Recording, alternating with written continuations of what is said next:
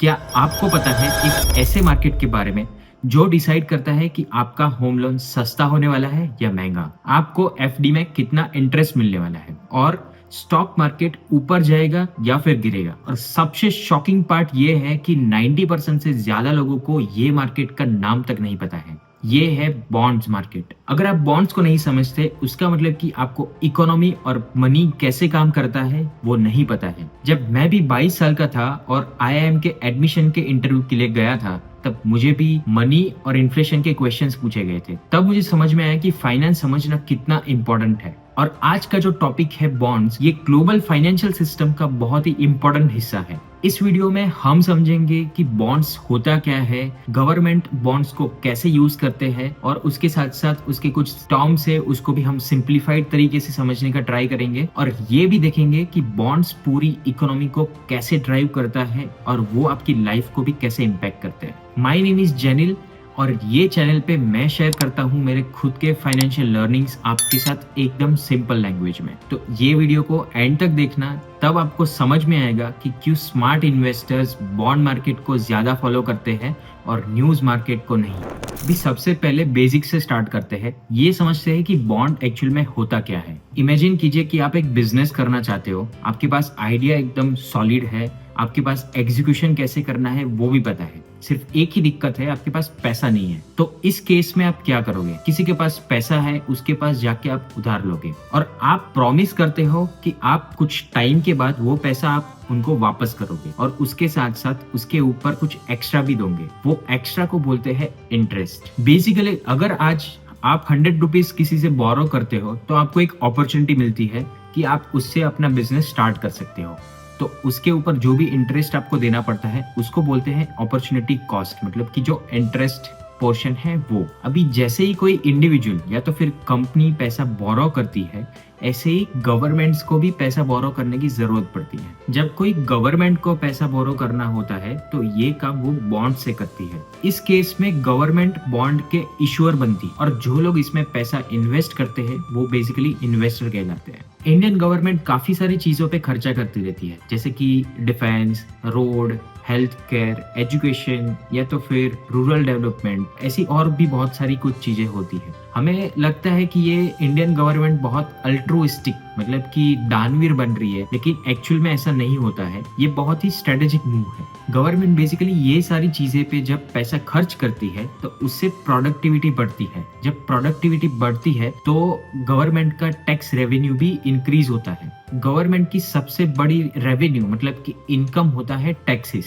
अगर हम बात करते हैं 2025 में इंडियन गवर्नमेंट की इनकम के बारे में, तो 22% of the total income came from the personal income tax, 18% GST से आया और 17% कॉर्पोरेट टैक्स से आया, जबकि बाकी का रेवेन्यू एक्साइज ड्यूटी, कस्टम्स और ऐसी और भी चीजों से आया। लेकिन यहाँ पे एक चीज समझना बहुत ही इंपॉर्टेंट है, गवर्नमेंट को जितना इनकम आता है उससे वो ज्यादा स्पेंड करती है। ये जो डिफरेंस होता है कि उनका जो कलेक्शन है और जो एक्सपेंसेस है उसको बोलते हैं बजट डेफिसिट। और ये बजट डेफिसिट सिर्फ एक साल की बात नहीं है, ये हर साल कुछ ना कुछ बजट डेफिसिट होता है। अगर उसको हम क्यूमुलेटिवली देखें तो हर साल हमारा बजट डेफिसिट बढ़ता जाता है। फिर सवाल आता है कि गवर्नमेंट ये जो एक्स्ट्रा पैसा है, जो उनको बजट डेफिसिट के लिए एक्स्ट्रा पैसा चाहिए, वो कहाँ से लाते हैं? तो जो स्टेट गवर्नमेंट होती है और सेंट्रल गवर्नमेंट होती है वो इश्यू करते हैं गवर्नमेंट बॉन्ड्स और उससे पैसा रेज करते हैं और वो यूज करते हैं ये डेफिसिट को प्लग करने के लिए। गवर्नमेंट इसके लिए ऑप्शंस होल्ड करती है और ये ऑप्शंस में बॉन्ड्स बाई करने के लिए पार्टिसिपेट करते हैं banks, insurance companies, foreign governments या तो फिर आप और हमारे जैसे कुछ रिटेल इन्वेस्टर्स भी। अब सवाल ये आता है कि लोग ये बॉन्ड्स में इन्वेस्ट क्यों करते हैं? इसका आंसर है कि गवर्नमेंट बॉन्ड्स को one of the safest instrument माना जाता है, मतलब कि एक सेफ एसेट है जिसमें आप इन्वेस्ट करते हो। तो इन्वेस्टमेंट प्लस इंटरेस्ट आपको डेफिनेटली मिलने वाला है क्योंकि this is backed by Indian government. मैं एक इंटरेस्टिंग चीज आपको बताता हूँ। जब आप अपना पैसा लेके बैंक में सेविंग्स अकाउंट में रखते हो या तो फिर आप एक एफडी ओपन करवाते हो, तो वही पैसों से बैंक्स बाई करती है गवर्नमेंट के बॉन्ड्स।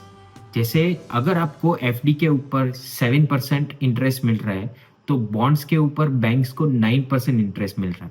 तो उसमें जो 2% है वो बैंक का प्रॉफिट है। तो अभी आपको समझ में आ रहा होगा कि सारा फाइनेंशियल सिस्टम ये बॉन्ड मार्केट से लिंक्ड है, क्योंकि आप जितना भी पैसा बैंक्स में दे रहे हो वो बैंक गवर्नमेंट बॉन्ड्स में पैसा इन्वेस्ट कर रहे हैं। जिस दिन इंडियन गवर्नमेंट ने डिफॉल्ट किया, मतलब कि ये जो पैसा उन्होंने लिया है वो वापस नहीं कर पाएगी, तो बहुत बड़ी प्रॉब्लम हो सकती है। और ये प्रॉब्लम्स ये वीडियो के स्कोप में नहीं है। अगर आप इंटरेस्टेड हो इसके बारे में और डिटेल में जानने के लिए तो मुझे कमेंट में बताओ, मैं एक और वीडियो इसके ऊपर बनाऊंगा। अभी क्योंकि गवर्नमेंट ने ये सारा पैसा बोरो किया है तो उसको वापस भी देना पड़ेगा विद इंटरेस्ट। और यहाँ पे ये मैनेज कैसे करती है गवर्नमेंट वो बहुत ही इंपॉर्टेंट है और काफी इंटरेस्टिंग भी है। लेकिन उसके पहले हमें समझने पड़ेंगे 4 इंपॉर्टेंट टर्म्स जो बॉन्ड से रिलेटेड है। सबसे पहले तो है प्रिंसिपल, मतलब जो अमाउंट इन्वेस्टर ने इन्वेस्ट किया है या तो फिर बोरोवर ने बोरो किया। दूसरा है मैच्योरिटी, कितने टाइम में ये बॉन्ड का पैसा इन्वेस्टर को वापस मिलने वाला है। तीसरा है कूपन रेट, जो इंटरेस्ट पेमेंट इन्वेस्टर को एनुअली मिलने वाला है। एंड लास्ट एंड फाइनल है यील्ड, जो सबसे इंपॉर्टेंट है। यील्ड का मतलब है कि इन्वेस्टमेंट पे ओवरऑल कितना रिटर्न मिल रहा है इन्वेस्टर को, मतलब कि उसका ROI, रिटर्न ऑन इन्वेस्टमेंट। एक चीज यहाँ पे काफी इंपॉर्टेंट है, वो है कि कूपन रेट और यील्ड दोनों ही डिफरेंट है। यील्ड चेंज हो सकता है लेकिन जो कूपन रेट है वो कांस्टेंट रहता है। उसको ना एक एग्जांपल के साथ समझते हैं। लेट्स से आपने 1000 का एक बॉन्ड खरीदा है जिसका कूपन रेट है 8%, मतलब कि आपको टिल द मैच्योरिटी हर साल 80 रुपीज मिलता रहेगा। अभी ये जो है इंटरेस्ट रेट वो कंटिन्यूसली कांस्टेंट रहता है, लेकिन मार्केट सेंटीमेंट के हिसाब से उसका जो प्राइस है, मतलब कि जो 1000 रुपीज में आपने उसको खरीदा था, अगर किसी और को वो खरीदना है आपके पास से तो वो प्राइस में चेंज हो सकता है। लेकिन ये डिपेंड करता है मार्केट में डिमांड और सप्लाई के हिसाब से। और जैसे जैसे आपका सेलिंग प्राइस चेंज होगा तो आपका ROI, मतलब कि यील्ड है, वो भी चेंज होगा। अगर बॉन्ड का प्राइस ऊपर गया तो यील्ड कम होता है, अगर बॉन्ड का प्राइस नीचे गया तो यील्ड बढ़ता है। जैसे अभी मैंने मेंशन किया कि आप किसी और को भी बेच सकते हो, तो वो जो ट्रांजैक्शन होता है वो सेकेंडरी मार्केट बोला जाता है। मतलब कि आप बॉन्ड की मैच्योरिटी होने से ही पहले सेकेंडरी मार्केट में उसको सेल करते हो। लेकिन अगर आपने डायरेक्टली जो ऑप्शन है, जब गवर्नमेंट ने ऑप्शन किया था उसमें से परचेज करते हो, तो वो जो ट्रांजैक्शन है वो प्राइमरी मार्केट बोलते हैं, मतलब कि आपने प्राइमरी मार्केट में से उसको बाय किया था। अभी जो हमने मार्केट सेंटीमेंट्स के बारे में बात किया, उसका जो सेलिंग प्राइस है वो ऊपर नीचे होता रहता है एज पर मार्केट सेंटीमेंट्स। इसमें काफी सारे पैरामीटर्स है वो इसको इम्पैक्ट करते हैं। अभी बॉन्ड मार्केट के जो इन्वेस्टर हैं वो हर वक्त गैस करते रहते हैं कि इसका जो इंटरेस्ट रेट है वो ऊपर जाने वाला है या तो फिर नीचे आने वाला है। जो इकोनॉमी है वो अच्छे से फास्ट तरीके से ग्रो होने वाली है या तो फिर इकोनॉमी में स्लो डाउन होने वाला है।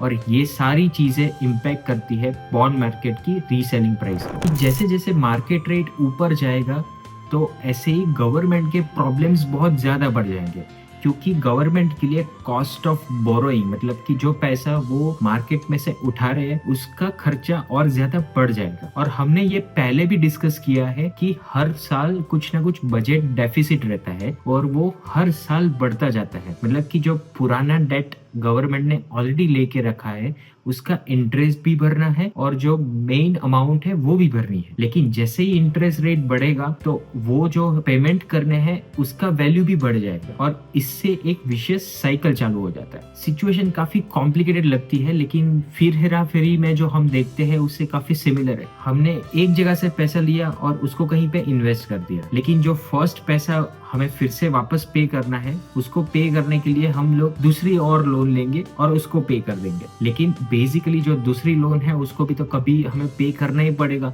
और हो सकता है कि उसका इंटरेस्ट रेट और भी ज्यादा बढ़ गया हो। तो इससे जो ओवरऑल सिचुएशन है वो काफी कॉम्प्लिकेटेड हो जाती है और इसमें डेट का और इंटरेस्ट का बर्डन गवर्नमेंट के ऊपर बहुत ज्यादा बढ़ जाता है। As per data from 2024, Indian government ने अभी तक $3 ट्रिलियन जो है वो पब्लिक से बोरो किए हुए हैं। मतलब कि अगर हम INR में बात करें तो वो होता है 270 लाख करोड़ रुपीस। वो बहुत बड़ी अमाउंट है। NDTV के एक आर्टिकल के हिसाब से 2030 तक India is suppose to be 7.3 trillion GDP economy. लेकिन उसके साथ साथ जो गवर्नमेंट का डेट है वो भी बढ़ के 5.4 ट्रिलियन डॉलर्स तक पहुंच जाएगा। ये सब सुनने के बाद हमें काफी घबराहट होती है। ऐसा होता है कि ये तो पॉन्जी स्कीम जैसा लग रहा है, लेकिन टेंशन मत लीजिए, ये वर्ल्ड वाइड हर जगह पे होता है। इवन यूएस यूके जैसे इकोनॉमीज है, जो सिंगापुर है, दुबई है, वहां पे भी ये सेम चीज की जाती है। सबसे ज्यादा इम्पोर्टेंट ये चीज है कि इसको एक कंट्रोल तरीके से किया जाए। अगर हमें इंडिया की डेट को अच्छे से समझना है, हमें देखना है कि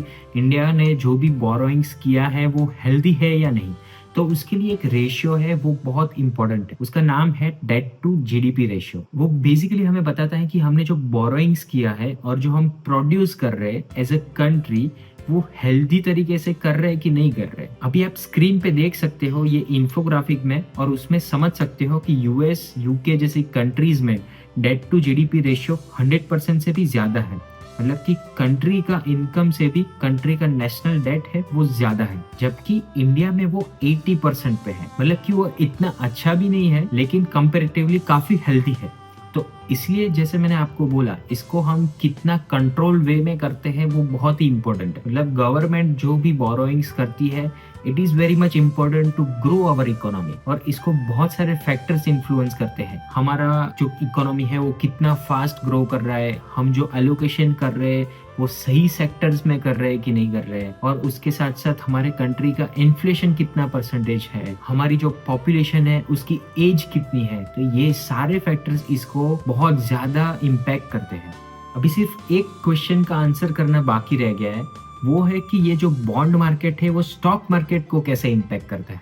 मतलब कि जब बॉन्ड मार्केट में प्राइस ऊपर या नीचे होगा तो स्टॉक मार्केट पे उसका क्या इम्पैक्ट आएगा। स्टॉक मार्केट ऊपर जाएगा या तो फिर नीचे आएगा। इसका आंसर मैं आपको इतना इजीली नहीं देने वाला।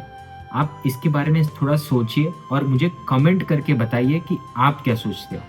अगर काफी लोगों ने रिक्वेस्ट किया तो इसके ऊपर मैं एक फॉलोअप वीडियो भी बना दूंगा। एंड आई होप कि आप सबको ये वीडियो पसंद आया और आपने कुछ ना कुछ नया सीखा है। अगर आपको ऐसा लगता है तो definitely hit that like button. Thank you for watching, see you next time.